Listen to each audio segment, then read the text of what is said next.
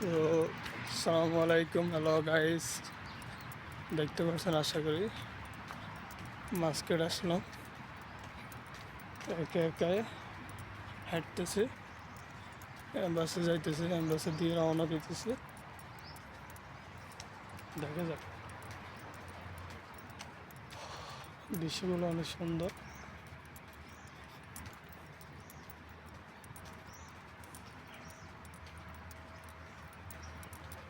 আমি যেখানে যাব ওখানে ভুল পথে চলে এসেছি, যাব রাইট। আমি ব্যাগ উল্টা দিয়ে চলে এসেছি।